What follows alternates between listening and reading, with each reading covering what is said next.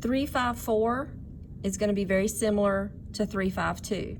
We're going to midpoint the center lines, and you're going to offset the center line on both sides 3 3/4 to get the outside edge, up and down 2 1/4 to get the top and the bottom.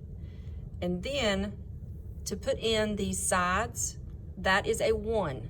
That is a 1 inch. So you're not going to offset up and down 1, you're going to half that.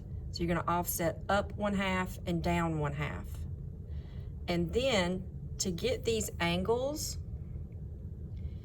it says 60 degrees, and that's from the 90 position, right? 0, 90, 180, 270. So if this is the 180 line and it's 60 from 90, you're going to subtract that, and that'll give you the angle. But there is an easier way to do it. You're going to offset your top line down 1 1/8. Set your polar to 30, 60, 90. Okay, then go to line and pick that, and you're going to let it track, and it's going to snap to the right angle, and you draw that angle in. You're going to do the same thing at the bottom. You're going to offset up 1 1/8, and then at this intersection, you're going to track the angle down. You're going to do the same thing on both sides, and that's going to give you the angled pieces. Now we have the polygon in the middle. You're going to use the polygon command.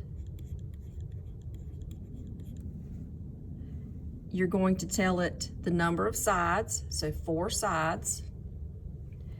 Then you're going to tell it to be either inscribed or circumscribed. This is going to be circumscribed. And now you have to give it the radius. The radius. Polygons always want a radius. Well, it gives you the measurement from one side to the other, all the way across. So that's not the radius, that's the diameter. So you have to take half of the diameter to get the radius. So your radius is 1 1/16. Now when it draws the polygon in, it's probably going to snap and just make a plain square. So you will need to rotate. Okay, go to the rotate command. You're going to pick the edge of the square, right mouse click because you want to move on. Your base point is the center of the whole part. That's what you're wanting to turn it by, and then type in 45 and hit enter, and that's going to rotate your polygon. To dimension this, you're going to use an aligned dimension. So when you pick here and pull this out, it will be lined up with the angle of this square.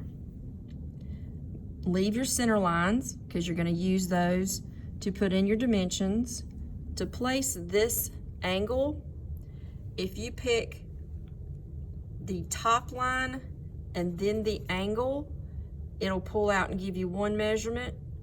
If you pick this line and then the angle, you can pull that out and it'll give you that 60 degrees. So make sure that you have saved, make sure that you edit your title block, and it should be ready to print.